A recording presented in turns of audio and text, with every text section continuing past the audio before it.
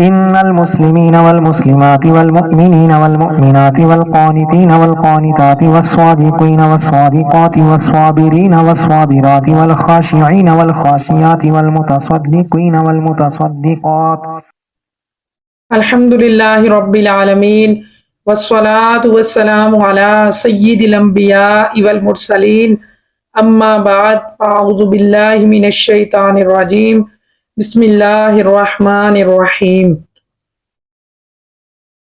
ربنا آتنا فی الدنیا حسنۃ وفی الآخرۃ حسنۃ وقنا عذاب النار اللہم صلی علی سیدنا محمد وعلی آل سیدنا محمد وبارک وسلم۔ السلام علیکم ورحمۃ اللہ وبرکاتہ۔ آج ہم سورہ بقرہ کی آیت نمبر 258 سے آغاز کرنے جا رہے ہیں۔ ترجمے کے ساتھ مختصر سی تفسیر بیان کرنے کی سعادت حاصل کریں گے۔ اللہ تبارک و تعالیٰ سے دعا ہے کہ وہ ہماری اس کاوش کو اپنی بارگاہ میں قبول فرمائے۔ بسم اللہ الرحمن الرحیم۔ الم تر الی الذی حاج ابراہیم فی ربہ ان آتاہ اللہ الملک۔ اے حبیب، کیا تم نے اس کو نہ دیکھا تھا جس نے ابراہیم سے اس کے رب کے بارے میں اس بنا پر جھگڑا کیا کہ اللہ نے اسے بادشاہی دی ہے۔ اذ قال ابراہیم ربی الذی یحیی و یمیت۔ جب ابراہیم نے فرمایا میرا رب وہ ہے جو زندگی دیتا ہے اور موت دیتا ہے۔ قال انا احیی و امیت، میں بھی زندگی دیتا ہوں اور میں بھی موت دیتا ہوں۔ قال ابراہیم فإن اللہ یأتی بالشمس من المشرق فأتی بها من المغرب۔ ابراہیم نے فرمایا تو اللہ سورج کو مشرق سے لاتا ہے، پس تو اسے مغرب سے لے آ۔ فبہت الذی کفر، تو اس کافر کے ہوش اڑ گئے۔ واللہ لا یہدی القوم الظالمین، اور اللہ ظالموں کو ہدایت نہیں دیتا۔ اس آیت مبارکہ میں حضرت ابراہیم علیہ السلام کا ایک واقعہ ذکر کیا گیا ہے کہ انہیں آگ میں ڈالنے سے پہلے یا آگ میں ڈالنے کے بعد جب انہوں نے توحید کی دعوت دی تو نمرود نے کہا کہ تمہارا رب کون ہے جس کی طرف تم ہمیں بلاتے ہو؟ اس پر حضرت ابراہیم علیہ السلام نے فرمایا کہ میرا رب وہ ہے جو زندگی دیتا ہے اور موت دیتا ہے، یعنی میرا رب وہ ہے جو بے جان نطفے میں جان ڈال دیتا ہے، بہترین صورت عطا فرماتا ہے اور پھر اس کو زندہ کرتا ہے۔ یہ اس کی قدرت کی نشانیاں ہیں۔ یہ ایسی زبردست دلیل تھی کہ اس کا جواب نمرود سے نہ بن پڑا اور مجمع کے سامنے اس کو سخت شرمندگی ہوئی۔ اس نے خام خواہ کی بحث شروع کی۔ نمرود نے دو لوگوں کو بلایا، ایک کو قتل کر دیا اور دوسرے کو چھوڑ دیا، اور کہنے لگا کہ یہ دیکھو میں بھی زندگی دیتا ہوں اور میں بھی موت دیتا ہوں۔ حالانکہ یہ نہایت ہی احمقانہ بات تھی، کہاں قتل کرنا اور چھوڑنا اور کہاں موت اور حیات کا پیدا کرنا، قتل کیے ہوئے شخص کو زندہ کرنے سے عاجز رہنا اور بجائے اس کے زندہ کو چھوڑ دینے کو زندہ کرنا کہنا، یہ اس کی ذلت کے لیے کافی تھا۔ عقل اور شعور رکھنے والوں کو تو پتہ چل گیا کہ یہ اس کی کوئی دلیل نہیں ہے، بیکار کی بات ہے۔ حضرت ابراہیم علیہ السلام نے جو دلیل ارشاد فرمائی وہ ہر شک اور شبہ کو کاٹنے والی تھی۔ چنانچہ نمرود سے اس کا تو کوئی جواب نہ بن پڑا، جو دیا وہ تو بالکل غلط اور باطل تھا۔ ابراہیم علیہ السلام نے ایک اور دلیل دی۔ آپ نے فرمایا رب کے بارے میں تو تو جھوٹا ہی دعوے دار ہے، لیکن تجھے آسان کام بتاتا ہوں، تو ایسا کر، میرا رب تو سورج کو مشرق سے طلوع فرماتا ہے، تو اسے مغرب سے طلوع کر دے، تو اسے مغرب سے طلوع کر دے۔ یہ سن کر نمرود ہکا بکا رہ گیا اور کوئی جواب نہ دے سکا۔ اس سے یہ بھی پتہ چلتا ہے کہ مناظرہ کرنا سنت انبیاء ہے، بلکہ اکثر انبیاء نے اپنی قوم کے منکرین سے مناظرہ فرمایا، بلکہ خود رسول اللہ صلی اللہ علیہ وسلم نے بھی نجران کے عیسائیوں سے مناظرہ کیا۔ مناظرہ کرنا برا نہیں ہے، بلکہ یہ سنت انبیاء ہے۔ لیکن مناظرہ وہ دین کی سربلندی کے لیے ہو، نہ کہ تکبر اور سرکشی کے لیے ہو، بڑائی کے لیے ہو۔ امام غزالی رحمۃ اللہ علیہ نے بھی یہی فرمایا کہ جو مناظرہ غلبہ حاصل کرنے، دوسروں کو لاجواب کرنے اور اپنے فضل اور شرف کو ظاہر کرنے، لوگوں کے سامنے منہ کھول کھول کر باتیں کرنے، فخر تکبر کرنے اور ذلیل و رسوا کرنے کی غرض سے ہو، وہ اللہ تعالیٰ کے نزدیک تمام بری عادات کا منبع اور اللہ تعالیٰ کے دشمن شیطان کے نزدیک قابل تعریف ہے۔ باطنی برائیوں مثلاً تکبر، خود پسندی، حسد، بغض، کینہ، پاک باز بننے، حب جاہ وغیرہ کے ساتھ مناظرے کو وہی نسبت ہے جو شراب کو ظاہری برائیوں مثلاً زنا، الزام تراشی، قتل اور چوری وغیرہ کے ساتھ ہے۔ اور جس طرح وہ شخص جسے شراب نوشی اور بے حیائی کے باقی کاموں کا اختیار دیا جائے تو وہ شراب نوشی کو معمولی سمجھ کر اختیار کرتا ہے، پھر وہ نشے کی حالت میں بے حیائیوں کا مرتکب ہوتا ہے۔ اسی طرح جس آدمی پر دوسروں کو نیچا دکھانے اور مناظرہ میں غالب آنے کی خواہش غالب ہو اور وہ جاہ و مرتبہ کا طالب ہو تو معلوم ہوتا ہے کہ اس کے دل میں تمام خباثتیں پوشیدہ ہیں اور یہ تمام مذموم اخلاق اس میں ہیجان پیدا کرتے ہیں۔ لہٰذا اگر ضرورت پڑنے پر مناظرہ کرنا پڑ جائے تو اس میں اللہ تبارک و تعالیٰ کی خوشنودی اور رضا شامل ہونی چاہیے اور دین حق کی سربلندی کے لیے کیا جائے۔ اللہ تبارک و تعالیٰ فرماتا ہے او کالذی مر علی قریۃ وہی خاویۃ علی عروشها، یا کیا تم نے اس شخص کو نہ دیکھا جو ایک بستی پر گزرا اور وہ بستی اپنی چھتوں کے بل گری پڑی تھی۔ قال انا یحیی ہذہ اللہ بعد موتها، تو اس شخص نے کہا اللہ انہیں ان کی موت کے بعد کیسے زندہ کرے گا؟ فَأَمَاتَهُ اللَّهُ مِئَةَ عَامٍ ثُمَّ بَعَثَهُ، پھر اللہ تبارک و تعالیٰ نے اسے 100 سال موت کی حالت میں رکھا، پھر اسے زندہ کیا۔ قال، فرمایا کم لبثت، تو کتنی دیر ٹھہرا؟ قال، عرض کی لبثت یوما او بعد یوم، ایک دن یا اس کا کچھ حصہ۔ قال، فرمایا بل لبثت 100 عام، تو 100 سال ٹھہرا۔ فانظر الی طعامک و شرابک لم یتسنہ، تو اپنے کھانے اور پینے کی چیز کی طرف دیکھ جو کہ بدبو نہیں لایا، خراب نہیں ہوا، بدبودار نہیں ہوا۔ وانظر الی حمارک، اور اپنے گدھے کی طرف دیکھ۔ وَلِنَجْعَلَكَ آیَةً لِلنَّاسِ وَانظُرْ إِلَى الْعِظَامِ كَيْفَ نُنشِزُهَا ثُمَّ نَكْسُوهَا لَحْمًا، تاکہ ہم تمہیں لوگوں کے لیے ایک نشانی بنا دیں، اور ان ہڈیوں کو دیکھ کہ ہم کیسے انہیں اٹھاتے ہیں پھر انہیں گوشت پہناتے ہیں۔ فَلَمَّا تَبَيَّنَ لَهُ، تو جب یہ معاملہ اس پر ظاہر ہو گیا، قال، تو وہ بول اٹھا، اعلم ان اللہ علی کل شیء قدیر، بے شک میں خوب جانتا ہوں کہ اللہ ہر چیز پر قادر ہے۔ یہ حضرت عزیر علیہ السلام کا واقعہ ہے اور بستی سے مراد بیت المقدس ہے۔ جب وقت نصر بادشاہ نے بیت المقدس کو ویران کیا اور بنی اسرائیل کو قتل کر کے تباہ و برباد کر ڈالا تو ایک مرتبہ حضرت عزیر علیہ السلام کا وہاں سے گزر ہوا۔ آپ کے ساتھ ایک برتن کھجور اور ایک پیالہ انگور کا رس تھا۔ آپ ایک گدھے پر سوار تھے، تمام بستی میں پھرے لیکن کسی شخص کو وہاں نہ پایا۔ بستی کی عمارتیں گری ہوئی تھی۔ آپ نے تعجب سے کہا، انا یحیی ہذہ اللہ بعد موتها، اللہ تعالیٰ انہیں ان کی موت کے بعد کیسے زندہ کرے گا؟ اس کے بعد آپ علیہ الصلوۃ والسلام نے اپنی سواری کو باندھا اور خود آرام فرمانے لگ گئے۔ اسی حالت میں اللہ تعالیٰ نے آپ کی روح قبض کر لی اور گدھا بھی مر گیا۔ یہ صبح کے وقت واقعہ ہوا۔ اس سے 70 برس بعد اللہ تعالیٰ نے ایران کے بادشاہوں میں سے ایک بادشاہ کو غلبہ دیا اور وہ اپنی فوجیں لے کے بیت المقدس آیا اور اس کو پہلے سے بھی اچھے طریقے سے آباد کیا۔ بنی اسرائیل میں سے جو لوگ باقی رہ گئے تھے وہ دوبارہ یہاں آ کر بیت المقدس اور اس کے گرد و نواح میں آباد ہو گئے۔ ان کی تعداد بڑھتی رہی۔ اس پورے عرصے میں اللہ تعالیٰ نے عزیر علیہ السلام کو لوگوں کی نظروں سے پوشیدہ رکھا اور کسی نے بھی آپ کو نہیں دیکھا۔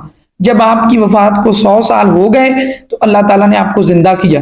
پہلے آنکھوں میں جان آئی اور پھر باقی تمام جسم میں آپ کے دیکھتے دیکھتے جان آ گئی۔ یہ واقعہ شام کے وقت غروب آفتاب کے قریب قریب ہی ہوا۔ اللہ تعالیٰ نے حضرت عزیر علیہ السلام سے فرمایا تم یہاں کتنے دن ٹھہرے؟ آپ نے اندازے سے عرض کیا کہ 1 دن یا اس سے کچھ کم وقت۔ آپ کا یہ خیال ہوا کہ جس صبح کو میں سویا تھا یہ اسی کی شام ہے۔ اللہ تعالیٰ نے فرمایا تم یہاں 100 سال ٹھہرے ہو۔ اپنے کھانے اور پانی یعنی کھجور اور انگور کے رس کو دیکھو کہ یہ بالکل صحیح سلامت ہے، اس میں بدبو تک نہیں پیدا ہوئی، اور اپنے گدھے کا حال دیکھو۔ جب آپ نے اپنے گدھے کو دیکھا تو آپ نے دیکھا وہ مر چکا تھا، گل گیا بدن اس کا، اعضاء بکھر گئے، اس کی سفید ہڈیاں چمک رہی تھی۔ آپ کی آنکھوں کے سامنے اس کے اعضاء جمع ہوئے، ہر عضو اپنی اپنی جگہ پر آیا، ہڈیوں پر گوشت چڑھا، پر اور کھال آئی، بال نکلے، پھر اس میں روح پھونکی گئی اور اٹھ کھڑا ہوا اور آوازیں نکالنے لگا۔ جب آپ نے اللہ تعالیٰ کی قدرت کا مشاہدہ کیا تو فرمایا میں خوب جانتا ہوں کہ اللہ تعالیٰ ہر شے پر قادر ہے۔ یعنی پہلے تو مجھے یقین ہی یقین تھا، اب عین الیقین بھی ہو گیا۔ پھر آپ نے اپنی سواری سے کھولا اپنی سواری کو اور سواری پر سوار ہو کر اپنے محلے میں چلے گئے۔ سر مبارک اور داڑھی شریف کے بال سفید تھے، عمر 40 سال تھی، کوئی بھی آپ کو نہیں پہچانتا تھا۔ آپ اندازہ لگا کے اپنے مکان پر گئے، وہاں پر ایک ضعیف بڑھیا ملی جس کے پاؤں چل نہیں سکتے تھے، نابینا بھی تھی، وہ آپ کے گھر کی باندھی تھی۔ اس نے آپ کو دیکھا ہوا تھا، آپ نے اس سے دریافت فرمایا کہ یہ عزیر کا مکان ہے؟ اس نے کہا ہاں، لیکن عزیر کہاں؟ انہیں تو غائب ہوئے 100 سال گزر گئے۔ خوب روئی مائی۔ آپ نے فرمایا میں عزیر ہوں۔ اس نے کہا سبحان اللہ، یہ کیسے ہو سکتا ہے؟ حضرت عزیر علیہ السلام نے فرمایا اللہ تعالیٰ نے مجھے 100 سال موت کی حالت میں رکھ کر پھر زندہ کیا۔ اس نے کہا حضرت عزیر علیہ السلام مستجاب الدعوات تھے، وہ جو دعا کرتے تھے قبول ہوتی تھی، تو آپ بھی میرے لیے دعا کریں کہ میری آنکھیں دوبارہ دیکھنا شروع کر دیں تاکہ میں آپ کو اپنی آنکھوں سے دیکھوں۔ آپ نے دعا فرمائی، وہ عورت بینا ہو گئی۔ آپ نے اس کا ہاتھ پکڑ کر فرمایا خدا کے حکم سے اٹھ۔ یہ فرماتے ہی اس کے معذور پاؤں درست ہو گئے۔ اس نے آپ کو دیکھ کر پہچانا اور کہا میں گواہی دیتی ہوں کہ بے شک حضرت عزیر علیہ السلام آپ ہی ہیں۔ وہ آپ کو بنی اسرائیل کے محلے میں لے گئی۔ وہاں ایک مجلس میں آپ کے فرزند تھے جن کی عمر 118 سال کی ہو چکی تھی، اور آپ کے پوتے بھی تھے جو بوڑھے ہو چکے تھے۔ بڑھیا نے مجلس میں پکارا یہ حضرت عزیر علیہ السلام تشریف لائے ہیں۔ اہل مجلس نے اس عورت کو جھٹلایا۔ اس نے کہا مجھے دیکھو کہ ان کی دعا سے میری حالت ٹھیک ہو گئی۔ لوگ اٹھے اور آپ کے پاس آئے۔ آپ کے فرزند نے کہا کہ میرے والد صاحب کے کندھوں کے درمیان سیاہ بالوں کا ایک ہلال یعنی چاند تھا۔ جب جسم مبارک کھول کر دکھایا گیا تو وہ موجود تھا۔ اس زمانے میں توریت کا کوئی بھی نسخہ محفوظ نہیں تھا اور نہ اس کو کوئی جاننے والا تھا۔ آپ نے ساری تورات زبانی پڑھ کر سنا دی۔ وہاں پر ایک شخص تھا، اس نے کہا کہ مجھے میرے والد نے خبر دی تھی کہ بادشاہ کی ستم ریزیوں کے بعد ایک نسخہ میرے دادا نے چھپا دیا تھا، زمین میں دفن کر دیا تھا۔ جب اس نے پتہ بتایا تو اس کو تلاش کیا گیا اور وہ نسخہ نکال لیا گیا، تو جو توریت حضرت عزیر علیہ السلام نے زبانی سنائی تھی اس کو اور اس کا جب مقابلہ کیا گیا تو ایک حرف بھی تبدیل نہ تھا، ایک حرف کا بھی فرق نہ تھا۔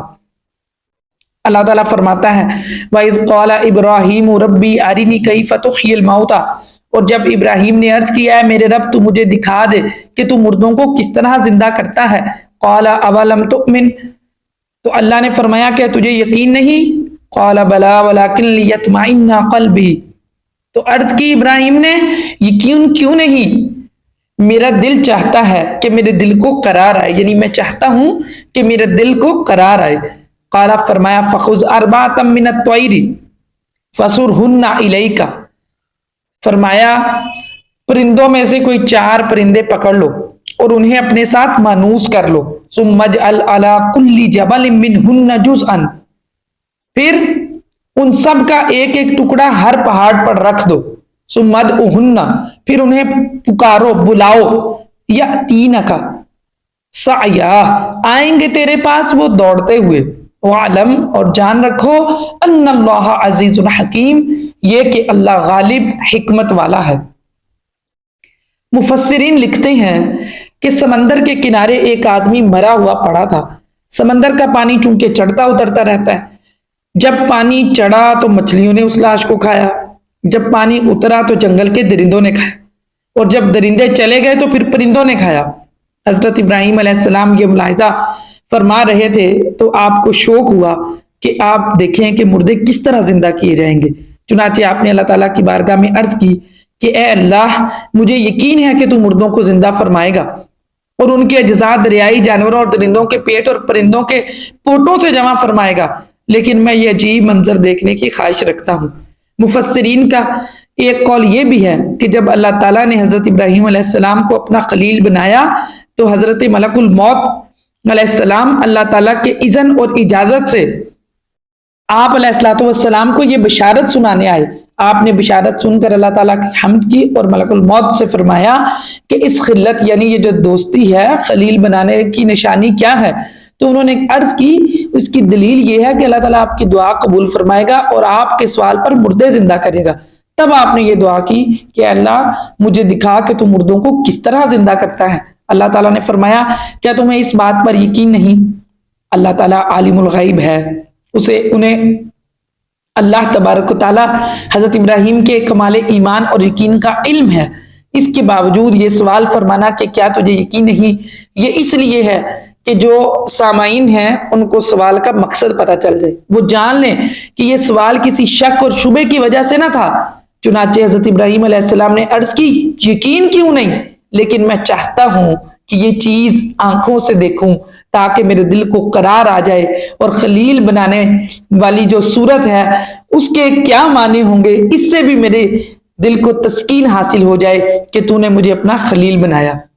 हजरत इब्राहिम अलैहिस्सलाम की फरमाइश पर अल्लाह तबारक ताला ने फरमाया कि 4 परिंदे ले लो और उन्हें अपने साथ मानूस करो, फिर उन्हें ज़िबा करो, उनका आपस में कीमा बनाओ, मुख्तलिफ पहाड़ों पर रख दो, फिर उन्हें आवाज दो तो उनमें हर एक अपनी पहली वाली शक्ल सूरत में तुम्हारे पास आ जाएगा। चुनाचे हजरत इब्राहिम अलैहिस्सलाम ने 4 परिंदे लिए। एक कौल के मुताबिक वो 4 परिंदे ये थे, मोर, मुर्ग, कबूतर और कौवा। आप अलैहिस्सलाम ने अल्लाह के हुक्म से उनको ज़िबा किया, उनके पर उखाड़े और कीमा करके उनके अज्जा वहां मिला दिए और उस मजमुआ के कई हिस्से करके एक एक हिस्सा पहाड़ पर रख दिया। सबके सर अपने पास महफूज रखे, फिर उन परिंदों को आवाज देकर बुलाया। आप अलैहिस्सलाम के बुलाते ही अल्लाह के हुक्म से वो अज्जा उड़े और हर जानवर के अज्जा अलहदा अलहदा होकर अपनी तरतीब से जमा हुए और परिंदों की शक्लें बनकर अपने पांव से दौड़ते हुए आपकी खिदमत में हाजिर हो गए और अपने अपने सरों से मिलकर बिल्कुल पहले की तरह मुकम्मल हो गए। सुभान अल्लाह। इस वाक़े से कुछ मालूमात मिलती है, अल्लाह ताला अपने नबियों की दुआएं कबूल फरमाता है, नबियों की दुआओं से मुर्दे जिंदा होते हैं। अल्लाह ताला नबियों की ख्वाहिशों को पूरा फरमाता है। जितना यकीन कामिल होता है उतना ही ईमान बढ़ जाता है, मुशाहदे से मार्फत में इजाफा होता है। ये वाक़यात अल्लाह ताला की अजीम कुदरत की दलीलें हैं। ये वाक़यात मरने के बाद जिंदा किए जाने की बहुत बड़ी दलील है।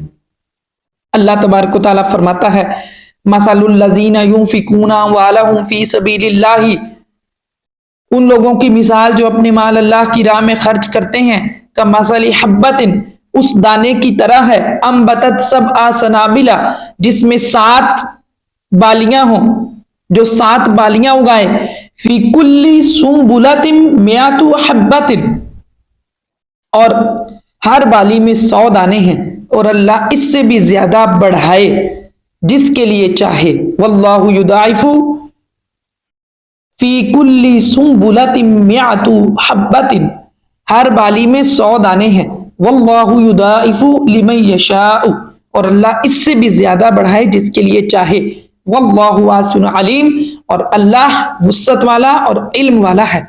यहाँ पर अल्लाह तबारक व तआला की राह में खर्च करने की मिसाल बयान की गई है। जैसे कोई आदमी जमीन में दाना डालता है, फिर बीज उगता है, उस बीज से 7 बालियां निकले اور ہر بالی میں 100 دانے ہوں، گویا ایک دانہ بیج کے طور پر ڈالا اور 700 گنا زیادہ حاصل کیا۔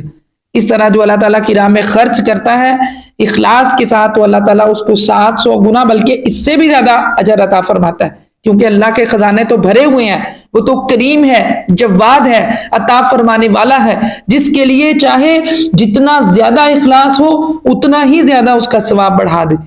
جیسے جو زیادہ نیکیاں کرے اس کے لیے بشارت ہے، جو پیدل حج کرے اس کے لیے روایت میں آتا ہے کہ ہر قدم پر 7 کروڑ نیکیاں ملتی ہیں۔ اس آیت مبارکہ میں مطلقاً خرچ کرنے کے بارے میں ہے، چاہے نفلی ہو، صدقہ واجبہ ہو، چاہے کسی غریب کو کھلانا ہو، پہنانا ہو، میڈیسن لے کے دینا ہو، گھر کا خرچہ دینا ہو، طالب علم کو کتاب دینا ہو، یا کوئی شفا خانہ بنوانا ہو، یا فقراء اور مساکین کو کھانا کھلانا ہو، تو اللہ تعالیٰ نے یہاں پر فرمایا کہ جو بھی اللہ کی راہ میں ثواب کی نیت سے اللہ کی رضا کے لیے خرچ کرے گا، اللہ تعالیٰ اس کو بہت زیادہ ثواب عطا فرمائے گا، زیادہ ثواب عطا فرمائے گا جتنا اس نے خرچ کیا اس سے کئی گنا زیادہ۔ اعمال تو بعض اوقات یکساں ہوتے ہیں لیکن ان کے ثواب میں فرق ہوتا ہے، کیونکہ ان کی اخلاص اور حسن نیت میں فرق ہوتا ہے۔ حضور صلی اللہ علیہ وسلم کی نسبت کی وجہ سے تھوڑا عمل زیادہ ثواب کا باعث ہوتا ہے، جیسا کہ آپ صلی اللہ علیہ وسلم نے فرمایا اگر تم میں سے کوئی احد پہاڑ کے برابر سونا خرچ کرے اللہ کی راہ میں تو اس کا ثواب میرے کسی صحابی رضی اللہ تعالیٰ عنہ کے ایک مد یعنی ایک چھوٹی سی مقدار بلکہ آدھا مد خرچ کرنے کے برابر بھی نہیں ہو سکتا۔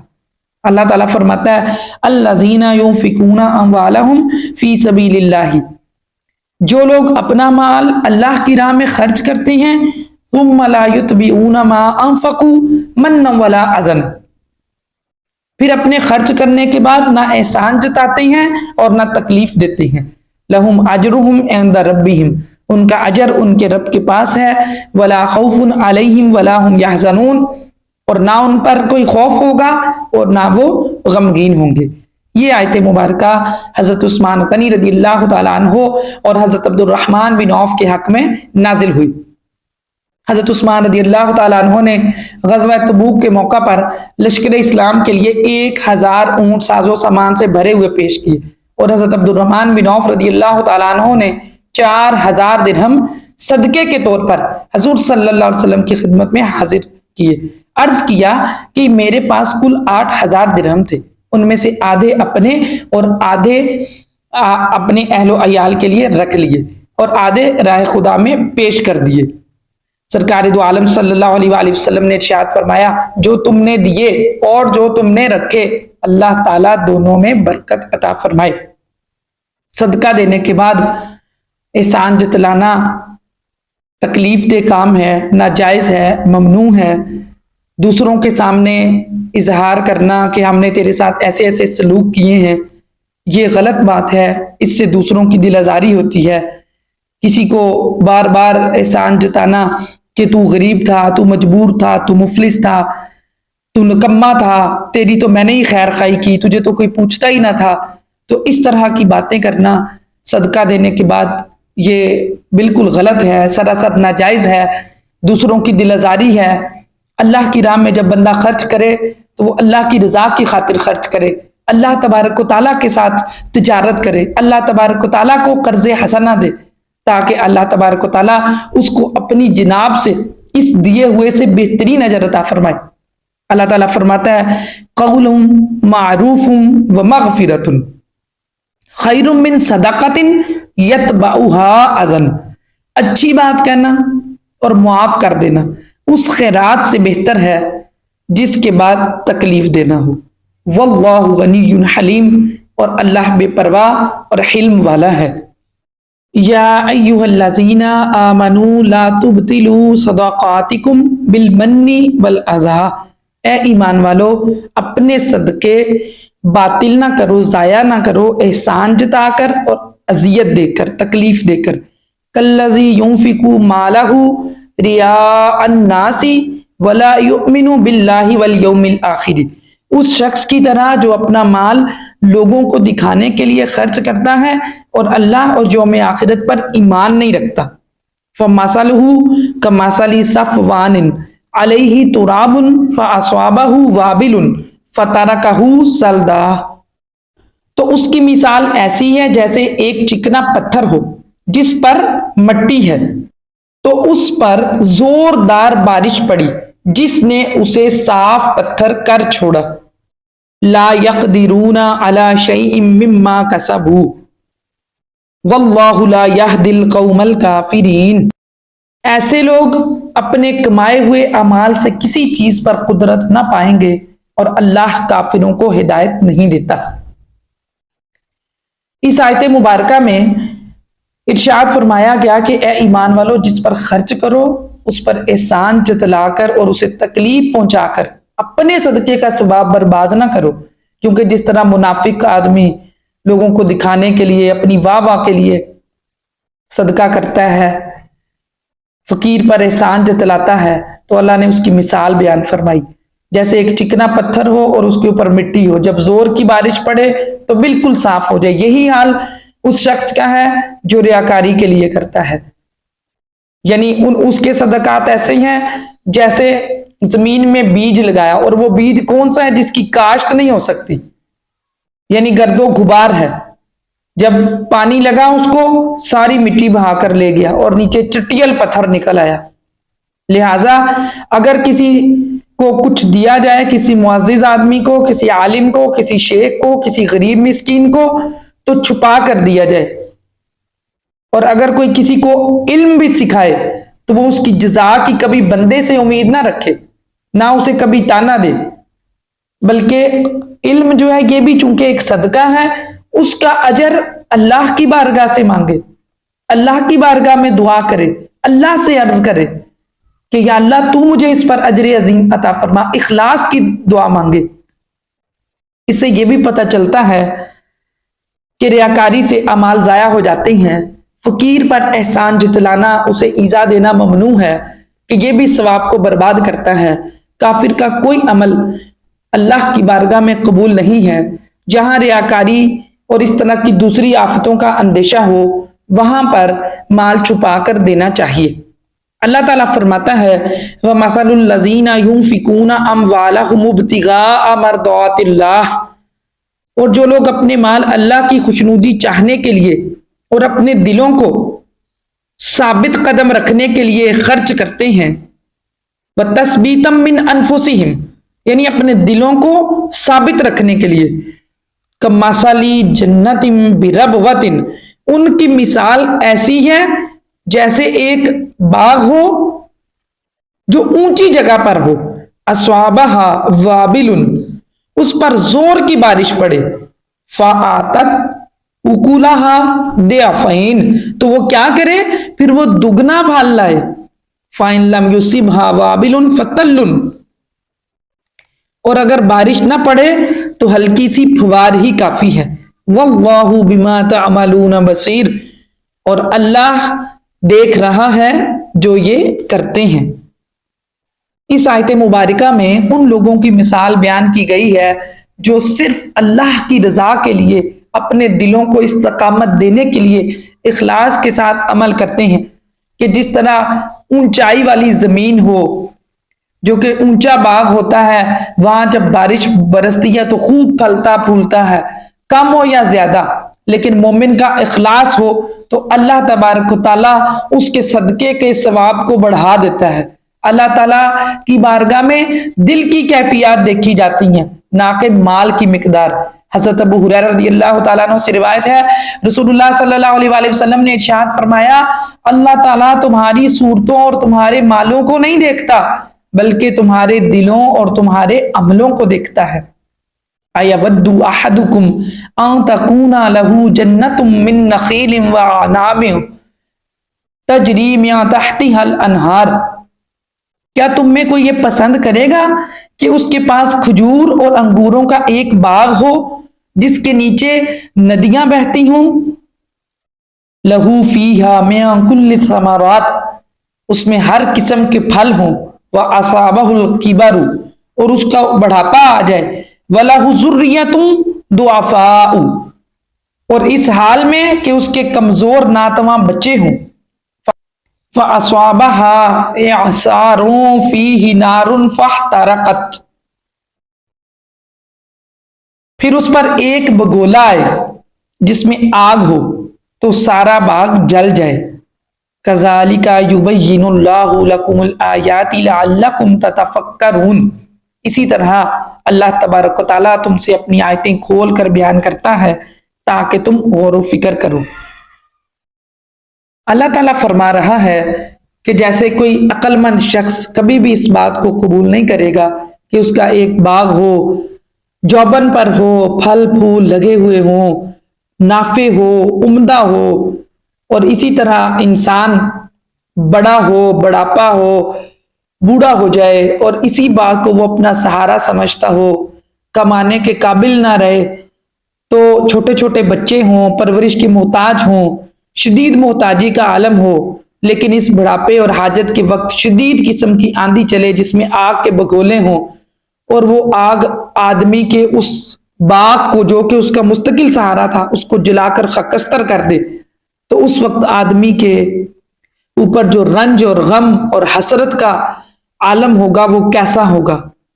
اللہ اکبر، یہی حال اس شخص کا ہے جس نے اچھے کام تو کیے لیکن اللہ کی رضا کے لیے نہیں بلکہ لوگوں کو دکھانے کے لیے کیے، اس گمان میں کیے کہ میرے پاس نیکیوں کا ذخیرہ ہو، لیکن جب شدت کا دن، قیامت کا دن آئے گا تو اللہ تعالیٰ ان اعمال کو نامقبول کرے گا، قبول نہیں کرے گا، اس وقت اس کو کتنا رنج اور کتنی حسرت ہوگی۔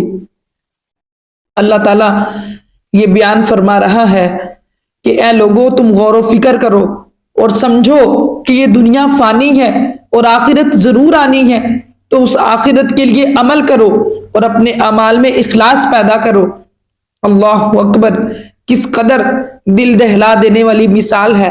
اے کاش کہ ہم سمجھ جائیں اور اپنے تمام اعمال، نماز، ذکر، درود، تلاوت اور نعت خوانی، حج، عمرے، زکوٰۃ، صدقات، سب کو ریاکاری کی تباہ کاری سے بچا لیں اور اپنے اعمال کا محاسبہ شروع کر دے۔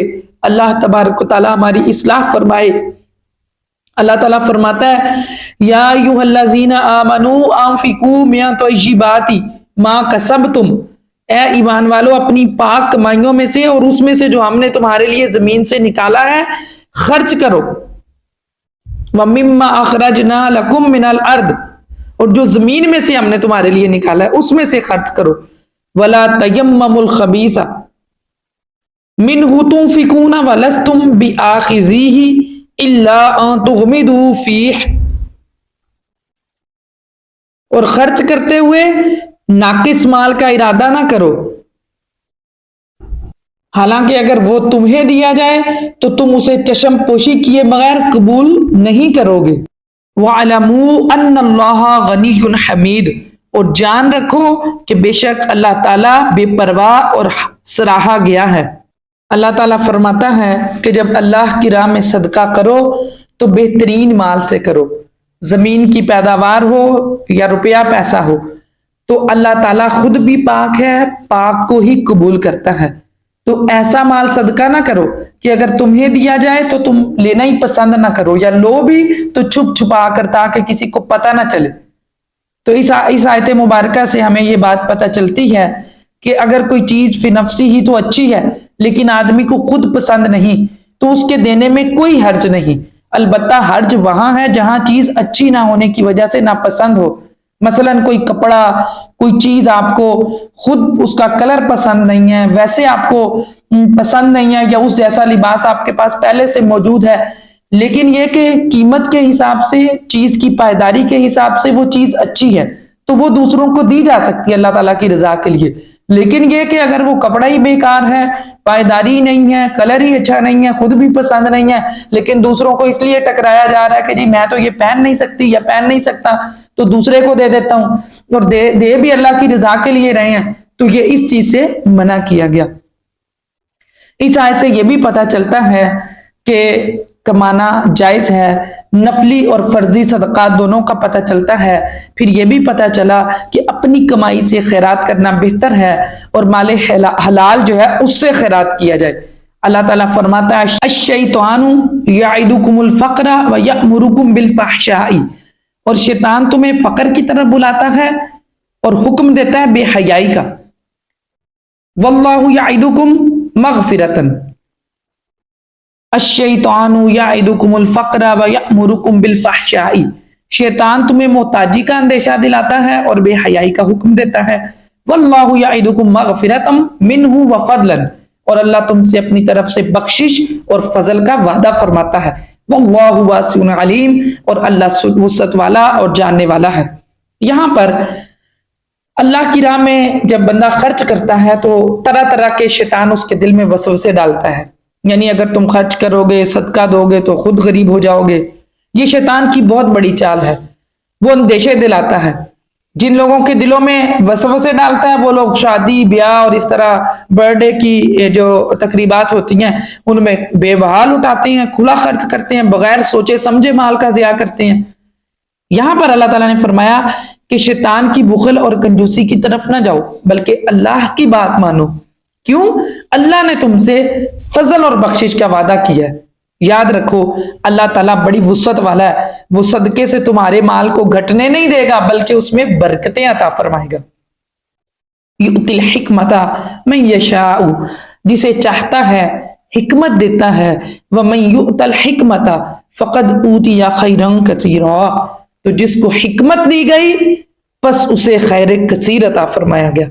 वमा यज़क्करु वमा यज़क्करु इल्ला उलुल अलबाब, और अकल वाले ही नसीहत मानते हैं। हिकमत से मुराद कुरान करीम, हदीस, फिक्र का इल्म हो सकता है, क्योंकि कुरान पाक और हदीस शरीफ सरापा हिकमत हैं और फिक्र इसी सरचश्मा हिकमो हिदायत से फैज याफ्ता इल्म है।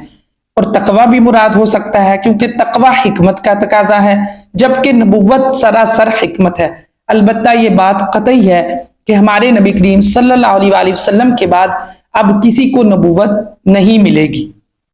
वमा अनफक़्तुम मिन नफ़क़तिन औ नज़रतुम मिन नज़रिन फ़इन्नल्लाहा यअलमु, और जो तुम खर्च करो या कोई नजर मानो तो अल्लाह उसे जानता है। वमा लिज़्ज़ालिमीन मिन अंसार, और जालिमों का कोई मददगार नहीं। यहाँ पर नजर और हदिया के हवाले से बयान किया गया है। नजर दो किस्म की है। एक है नजर शरई, यानी शरअ में नजर इबादत और कुर्बत मकसूदा है, इसीलिए अगर किसी ने गुनाह करने की नजर मानी तो वो सही नहीं। फिर एक नजर खास अल्लाह ताला के लिए होती है, और ये जायज है कि अल्लाह ताला के लिए नजर करे और किसी वली के आस्ताना के फुकरा को नजर के सर्फ करने की जगह मुकर्रर करे। मसलन किसी ने कहा या अल्लाह मैं नजर मानता हूं कि अगर मेरा फुला मकाम हो जाए या फुला बीमार तंदुरुस्त हो जाए तो मैं फुकरा मसाकिन को खाना खिलाऊंगा, खुदाम को पैसे दूंगा या कोई और सहूलत मुहैया करूंगा, तो ये दुरुस्त है। शरई नजर सिर्फ अल्लाह ही के लिए हो सकती है, क्योंकि इसके माना है गैर लाजिम इबादत को लाजिम कर लेना। हाँ, इस नजर का मसरफ औलियाउल्लाह के गरीब मुजाविर भी हो सकते हैं, यानी जो वहां पर काम काज करते हैं, गरीब फकीर मिस्किन गुरबा बैठे होते हैं, उनको भी खाना खिलाया जा सकता है। नजर की दूसरी किस्म यानी लुग़वी नजर, जिसे उर्फी नजर भी कहते हैं, जो नजराना के माना में है, वो मखलूक के लिए भी हो सकती है। जैसे बुजुर्गाने दीन के लिए नजरों न्याज की जाती है, मज़ारात के लिए की जाती है। इसी तरह की नजरों का पूरा करना जरूरी नहीं, अलबत्ता बेहतर है। इन तुब्दु सदाकाती फनिअम्मा हिय, और अगर तुम एलानिया खैरात करोगे तो वो क्या ही अच्छी है। व इन तुख्फूहा व तु'तूहल फुकरा फहुवा खैरुल लकुम, और अगर तुम छुपा कर फकीरों को दो तो ये तुम्हारे लिए बेहतर है। व युकफ्फिरु अन्कुम मिन सय्यिआतिकुम, और ये अल्लाह तुमसे तुम्हारी कुछ बुराइयां मिटा देगा। वल्लाहु बिमा तामलूना खबीर, और अल्लाह को तुम्हारे कामों की खबर है। सदका फर्ज हो या नफिल हो या वाजिब हो, इखलास के साथ दिया जाए और रिया से पाक हो तो छुपा कर दें या जाहिरन दें, दोनों तरह ही बेहतर होता है। जैसे नबी करीम सल्लल्लाहु अलैहि वसल्लम मजमा आमा में सदका की तरगीब देते और सहाबा कराम सबके सामने सदाकात पेश करते। हजरत अबू बकर सिद्दीक, हजरत उमर फारूक और सैयदना उस्मान गनी रज़ी अल्लाह ताला अन्हु के एलानिया सदकात में भी यही हिकमत थी। सदकात के बारे में मजीद ये भी फरमाया गया कि इससे सगीरा गुनाह मुआफ हो जाते हैं। सदका अल्लाह के गजब को बुझाता है, बुरी मौत से बचाता है, गुनाह मिटाता है, बुराई के 70 दरवाजे बंद करता है, बुरी कज़ा टाल देता है। صدقہ دینے سے روزی اور مدد ملتی ہے، صدقے سے عمر بڑھتی ہے اور صدقے سے آفتیں دور ہوتی ہیں، اور بلا صدقے سے آگے قدم نہیں بڑھاتی۔ لیس علیک ہداہم ولکن اللہ یہدی من یشاء، لوگوں کو ہدایت دے دینا تم پر لازم نہیں، ہاں اللہ جسے چاہتا ہے ہدایت دیتا ہے۔ وما تنفقوا من خیر فلانفسکم، اور تم جو اچھی چیز خرچ کرو گے وہ تمہارے لیے فائدہ مند ہے۔ وما تنفقون الا ابتغاء وجہ اللہ، اور تم اللہ کی خوشنودی چاہنے کے لیے ہی خرچ کرو۔ وما تنفقوا من خیر، اور جو تم مال خرچ کرو گے یوفا الیکم وانتم لا تظلمون، وہ تمہیں پورا پورا دیا جائے گا اور تم پر کوئی زیادتی نہیں کی جائے گی۔ ارشاد فرمایا گیا جو تم خرچ کرتے ہو اس کا تمہیں ہی فائدہ ہوگا، خرچ کرنے کے بعد احسان نہ جتاؤ، اللہ کی خوشنودی کے لیے خرچ کرو، اور اللہ تمہارے اعمال کا ایک ذرہ بھی ضائع نہیں کرے گا۔ اللہ تعالیٰ فرماتا ہے للفقراء الذین احصروا فی سبیل اللہ لا یستطیعون ضربا فی الارض، ان فقیروں کے لیے جو اللہ کے راستے میں روک دیے گئے، وہ زمین میں چل پھر نہیں سکتے۔ یحسبهم الجاہل اغنیاء من التعفف، ناواقف انہیں سوال کرنے سے بچنے کی وجہ سے مالدار سمجھتے ہیں۔ تعرفهم بسیماہم، تم انہیں ان کی علامت سے پہچان لوگے۔ لا یسألون الناس الحافا، وہ لوگوں سے لگ لپٹ کر سوال نہیں کرتے۔ وما تنفقوا من خیر فإن اللہ بہ علیم، اور جو تم خیرات کرو اللہ اسے جانتا ہے۔ اس آیت میں صدقے کے مصارف کے بارے میں بتایا گیا کہ وہ فقراء ہیں جنہوں نے اپنی جانوں کو جہاد اور اطاعت الہی کے لیے روک رکھا ہے۔ یہ آیت اہل صفا کے حق میں نازل ہوئی۔ ان حضرات کی تعداد 400 کے قریب تھی۔ یہ ہجرت کر کے مدینہ پاک میں حاضر ہوئے، نہ ان کا مکان تھا، نہ کنبہ، نہ قبیلہ، نہ شادی کی، ان کے تمام اوقات عبادت میں صرف ہوتے تھے۔ رات میں قرآن کریم سیکھنا، دن میں جہاد کے کام میں رہنا ان کا شب و روز کا معمول تھا۔ انہی حضرات کی صف میں وہ مشائخ بھی شامل ہیں جو طلباء، مبلغین اور خادمین دین کے کام کرتے ہیں، دینی کاموں میں مشغولیت کی وجہ سے کماتے نہیں ہیں۔ یہ لوگ اپنی عزت اور وقار اور مروت کی وجہ سے لوگوں سے سوال بھی نہیں کرتے اور اپنے فقر کو چھپانے کی کوشش کرتے ہیں، جس کی وجہ سے لوگ سمجھتے ہیں کہ ان کا گزارا بہت اچھا ہو رہا ہے، لیکن حقیقت بالکل اس کے برعکس ہوتی ہے۔ غور سے دیکھا جائے تو ان کی زندگی بہت مشقت والی ہوتی ہے۔ ان کے مزاج میں تواضع اور انکساری ہوگی، چہرے پر کمزوری کے اثار، بھوک سے رنگ زرد ہوں گے۔ ہمارے ہاں بھی دین کے اس طرح کے خادموں کی کمی نہیں ہے، وہ محتاجی اور غریبی ہونے کے باوجود بھی لوگوں سے سوال نہیں کرتے اور مالدار سمجھتے ہیں کہ وہ ٹھیک ٹھاک گزارا کر رہے ہیں۔ آپ دیکھیں بہت سارے لوگ اپنے بچوں کو حافظ اور عالم اس لیے نہیں بناتے کہ یہ کھائیں گے کہاں سے۔ جب اس بات کا علم ہے تو یہ بھی سوچنا چاہیے کہ جو عالم دین موجود ہیں، خادمین دین موجود ہیں، وہ کیسے گزارا کر رہے ہوں گے۔ اصحاب صفا کی حالت پر یہ جو آیت مبارکہ نازل ہوئی کوئی تاریخی واقعہ بیان کرنے کے لیے نہیں ہے، بلکہ اس میں ہمارے لیے نصیحت ہے، سمجھانے کے لیے ترغیب ہے کہ جو لوگ دین کا کام کرتے ہیں ان کے گھروں کی پریشانیوں کو ختم کریں، پھر دیکھیں کہ دین کا کام کتنی تیزی سے ہوتا ہے۔ حضور صلی اللہ علیہ وآلہ وسلم نے ارشاد فرمایا کہ آخر زمانہ میں دین کا کام بھی درہم و دینار سے چلے گا۔ تو آپ دیکھیں کوئی بھی کام چاہے دنیا کا ہو چاہے دین کا ہو، روپے پیسے کے بغیر نہیں ہوتا۔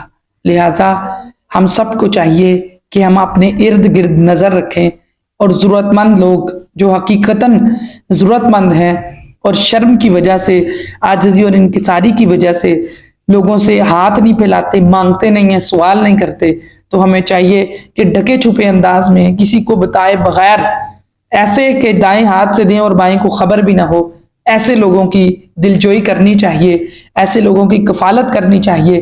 انشاءاللہ اللہ تبارک و تعالیٰ کے جتنے ہم نے فرمان پچھلی آیتوں میں پڑھے ہیں وہ چونکہ حق ہیں، اللہ کی ہر بات سچی ہے، اور اللہ تبارک و تعالیٰ اپنے وعدے کے مطابق دنیا میں بھی انسان کو صدقہ کرنے پر اجر عظیم دے گا، لیکن آخرت میں جتنا بڑا خزانہ ثواب کا اس کے ہاتھ لگے گا اس کے تو کیا کہنے۔ اس نیت کے ساتھ ہمیں اپنے قرب و جوار میں ضرورت مند لوگوں کی مدد کرنی چاہیے۔ اللہ تعالیٰ مجھے اور آپ کو توفیق عطا فرمائے۔ وآخر دعوانا ان الحمد للہ رب العالمین۔